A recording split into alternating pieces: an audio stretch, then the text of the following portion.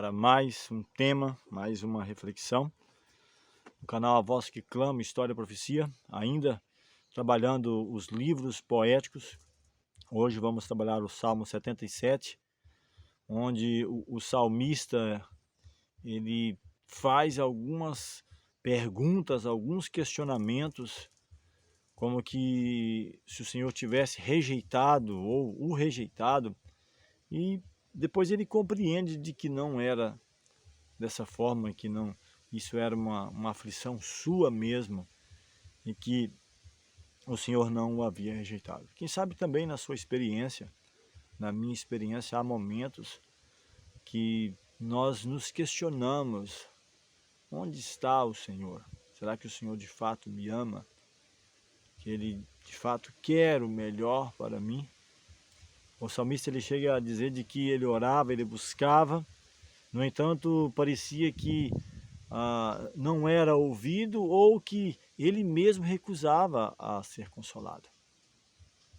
Então ele demonstra a sua experiência, compartilha comigo e com você, e que ela possa ser útil à nossa vida, à nossa caminhada cristã, para que a cada dia, a despeito das dificuldades, dos problemas, das adversidades que porventura venha nos alcançar, não venhamos esquecer do nosso eterno Salvador. É um salmo de Asaf.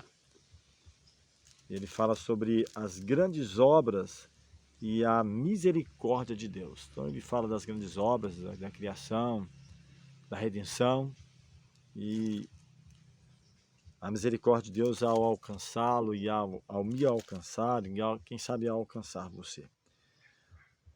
77, ele começa dizendo: elevo a Deus a minha voz e clamo. Elevo a Deus a minha voz para que me atenda. Então ele eleva a voz a Deus, ele busca a Deus, ele clama a Deus, esperando que o Senhor o atenda, que o Senhor o escute e que o responda.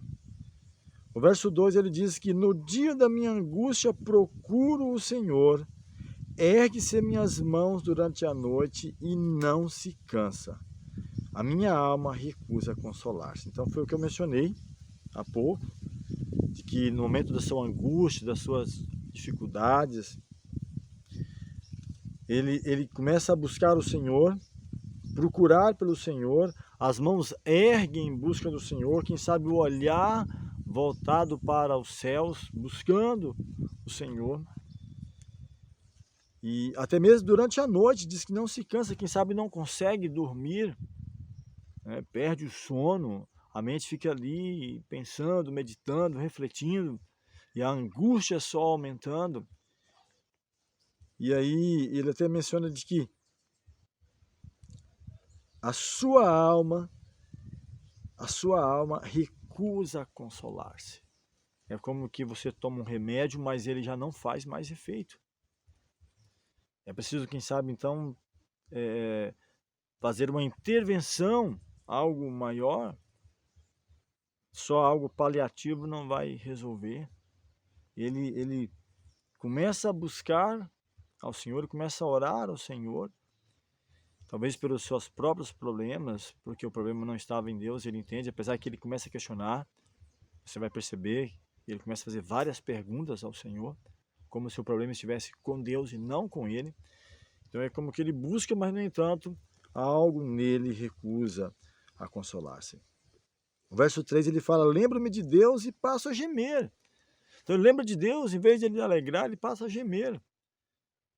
Quem sabe as aflições, o pesar, quem sabe até mesmo o inimigo de nossas almas que nos induz, apresenta-nos a tentação, e depois que nós, quem sabe, somos enredados, somos pegos, ele agora começa a acusar, porque essa é sua obra, acusar de dia e de noite os servos de Deus. Então aqui ele menciona de que a sua alma recusa a consolar, que ele passa a gemer, medito e me desfalece o espírito, e não me deixa pregar os olhos. Tão perturbado estou que nem posso falar. Então percebe que vai se tornando mais grave a situação. Então chega ao ponto, vamos colocar no contexto aqui, de que você precisa procurar um especialista. Muitas vezes as pessoas vão procurar um psicólogo, um psiquiatra, porque não consegue dormir, precisa fazer uma investigação da vida, o que houve, quem sabe situações lá do passado. E ele estava refletindo, quem sabe, na sua vida no passado, os problemas. Há situações do passado que pode ser útil para fazer com que nós avancemos, mas há situações também que, se nós ficarmos apegados a isso, vai fazer com que nós nos afundemos cada vez mais. E ele então, a partir do versículo 5, ele diz: penso nos dias de outrora, ou seja, nos anos passados, e trago a lembrança a passados tempos. De noite indago o meu íntimo e o meu espírito prescruta. Então ele começa a relembrar, quem sabe, a sua própria vida, a sua própria experiência. Momentos, quem sabe, de glória, de alegria, em que ele exultava no Senhor.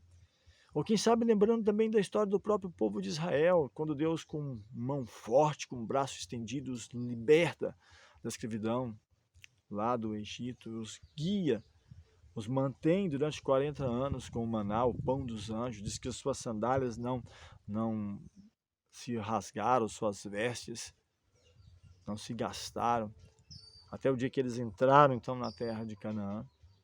O Senhor fez com que saísse a água da rocha, o Senhor os susteve, o Senhor os guardou. Então, quem sabe ele começa a meditar nessas coisas, nessas obras. E ele então faz perguntas a partir do versículo 7. Rejeita o Senhor para sempre? Será que o Senhor vai rejeitar para sempre? Não vai me ouvir, não vai me aceitar? Acaso não torna a ser propício?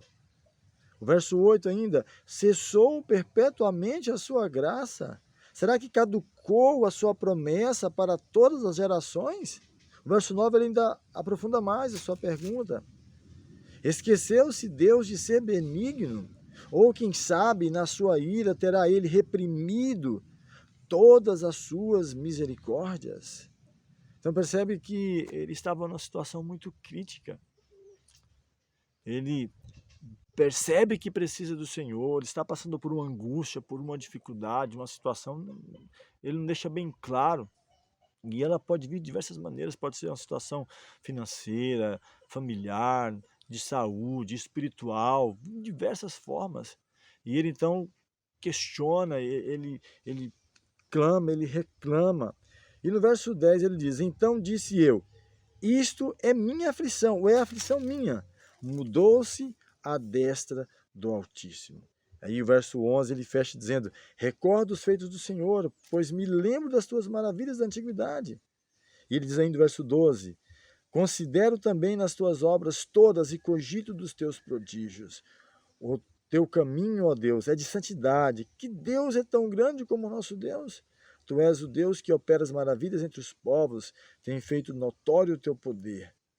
E aí ele então consegue descansar na segurança de que o Senhor não o havia rejeitado, que aquilo era uma aflição sua, uma angústia sua, mas que o Senhor o amava e que o Senhor queria o seu melhor.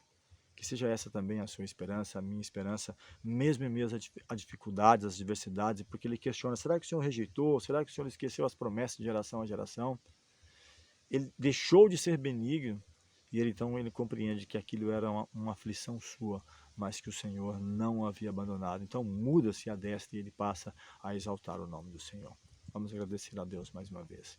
Eterno Deus, bondoso Pai, graças te damos pelo cuidado, a proteção, pelas vitórias alcançadas. Rogamos a iluminação do Teu Santo Espírito em nossas vidas.